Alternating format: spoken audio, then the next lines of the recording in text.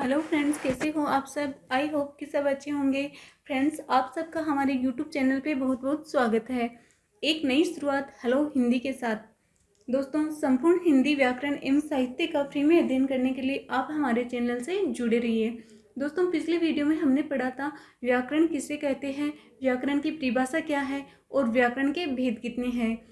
और आज की वीडियो में हम पढ़ेंगे स्वर और व्यंजन, अर्थात स्वर क्या है, स्वरों के भेद कितने हैं, ये सब आज के वीडियो में पढ़ेंगे। अतः अंत तक आप वीडियो में जरूर बने रहिए। और दोस्तों, अगर आप नए हो तो चैनल को सब्सक्राइब कर लेना और वीडियो जरा भी पसंद आ रहा है तो क्या करना है, एक लाइक जरूर कर देना, ये आपसे रिक्वेस्ट है।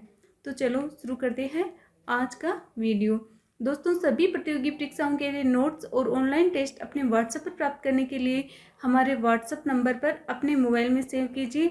हमारे व्हाट्सएप नंबर अपने मोबाइल में सेव कीजिए और परीक्षा का नाम लिखकर हमें मैसेज कीजिए। ये है हमारे व्हाट्सएप नंबर, यह आप अपने मोबाइल में सेव कर सकते हैं और इन पे मैसेज कर सकते हैं कि आप किसकी तैयारी कर रहे हो। आपको अगर पीडीएफ चाहिए तो टेलीग्राम भी ज्वाइन कर सकते हैं। आज का हमारा टॉपिक है स्वर या व्यंजनों के प्रकार।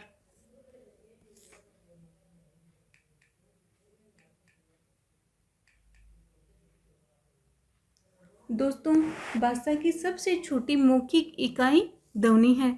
यह हम सबको पता होना चाहिए कि भाषा की सबसे छोटी मौखिक इकाई क्या है, तो वह है ध्वनि। और भाषा की सबसे छोटी लिखित इकाई क्या है, वर्ण।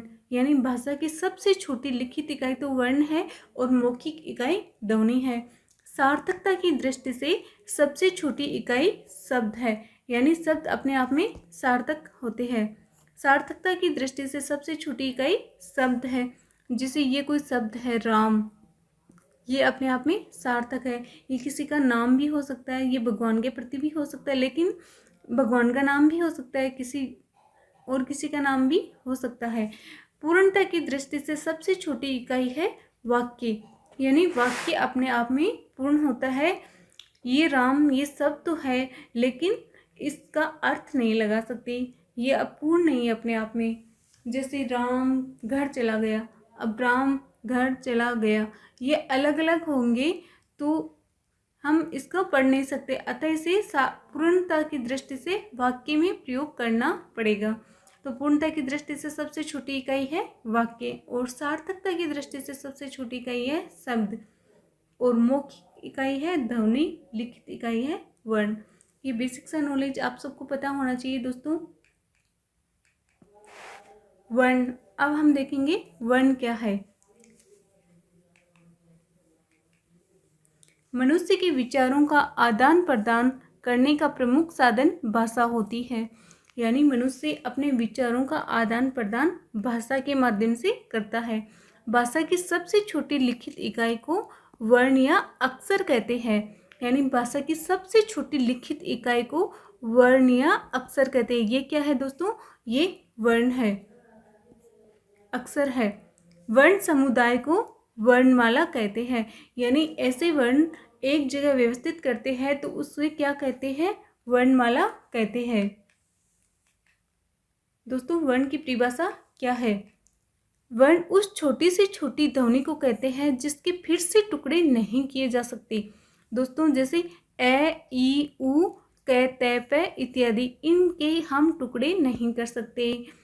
ये देखिए दोस्तों, ये हलंत है, इनके टुकड़े नहीं हो सकते। अगर ये ऐसे होता तो हम इसके टुकड़े कर सकते हैं। इसमें ए मिला हुआ है तो इसके टुकड़े कर सकते हैं, लेकिन ये हलंत पहले से लगा हुआ है तो ये वर्ण है, न कि व्यंजन। इसमें स्वर नहीं मिला हुआ। वर्ण की परिभाषा यह है, वर्ण या अक्षर की मूल ध्वनियाँ होती है। वर्ण या अक्षर भाषा की मूल ध्वनियाँ होती है। वर्ण क्या होते हैं, वर्ण या अक्षर भाषा की मूल ध्वनियाँ होती है। वर्णों का उच्चारण मुख्य जीवा, कंठ, तालु, मूर्धा, दंत, ओष्ठव, ओष्ठ तथा नासिका आदि भागों की सहायता से किया जाता है। वर्णों का उच्चारण कैसे करते हैं, मुख के जीवा भाग से, कंठ भाग से, तालु से और मूर्धा, दंत, ओष्ठ, ये सब नासिका, ये सब क्या है, वर्णों के उच्चारण के प्रमुख यहाँ से वर्ण निकलते हैं, हमारे मुख्य जीवा भाग से, कंठ भाग से वर्णों का उच्चारण होता है। वर्णों के भेद, अब हम जानेंगे वर्णों के भेद कितने होते हैं। तो दोस्तों वर्ण दो प्रकार के होते हैं, स्वर और व्यंजन।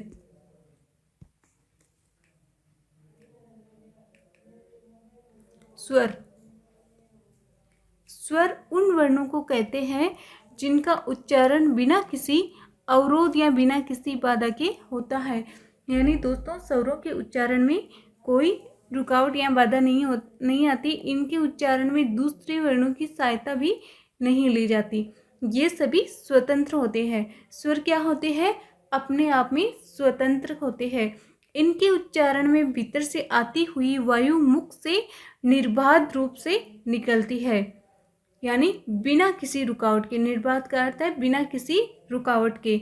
सामान्यतः इनके उच्चारण में कंठ तालु का प्रयोग होता है, यानी स्वरों के उच्चारण में कंठ तालु का प्रयोग होता है, यानी कंठ से निकलती है ध्वनि, इनकी तालु से भी निकलती है, न कि जीभ या और होठ से।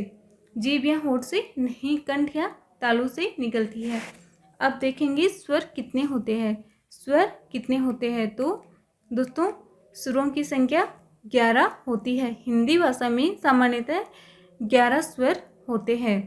ए, आ, ई, उ, री, ए, ऐ, ओ, औ। कुल कितने हो गए? 11। और संस्कृत में कितने होते हैं? 13। ये बात भी आपको पता होनी चाहिए। तो स्वरों की संख्या कितनी होती है? 11 होती है।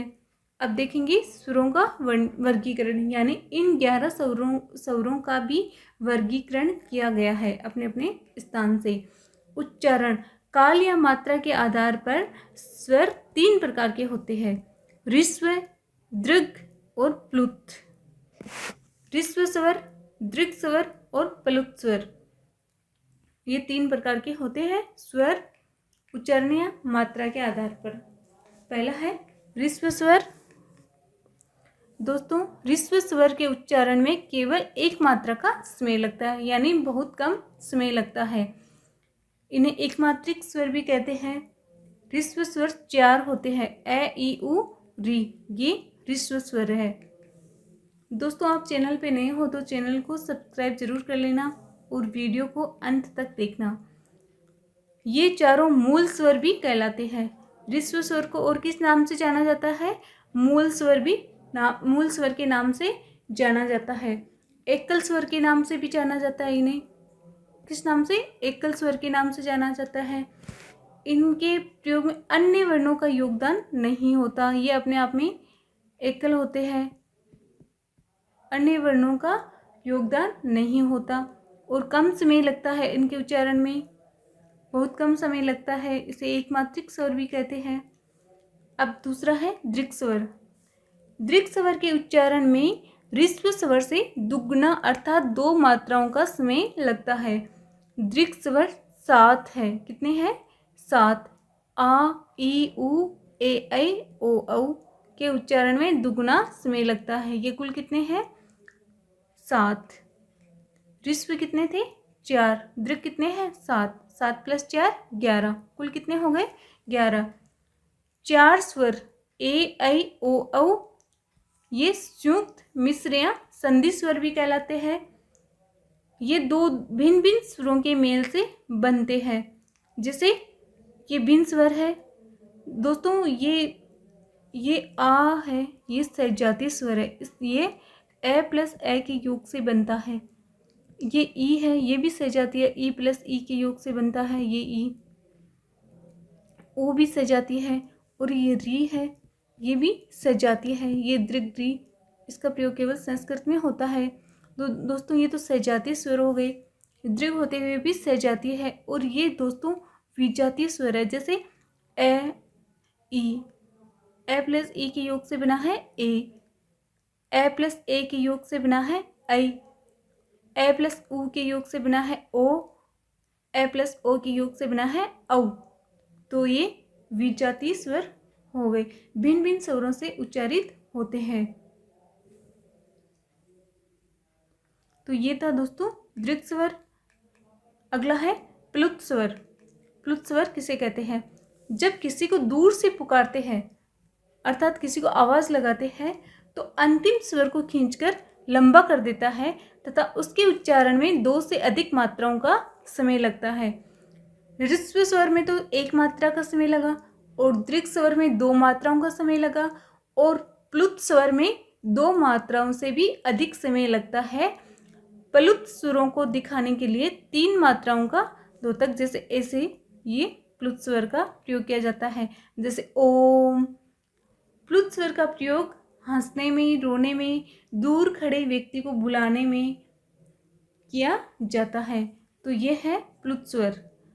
तो सुरों का वर्गीकरण पढ़ा हमने, कल पढ़ेंगे व्यंजनों का वर्गीकरण। दोस्तों, अगर आपको मेरा वीडियो अच्छा लगा तो वीडियो को लाइक करके अपने दोस्तों के साथ शेयर कीजिए और चैनल पर पहली बार आए हो तो चैनल को सब्सक्राइब जरूर कर लेना। धन्यवाद दोस्तों।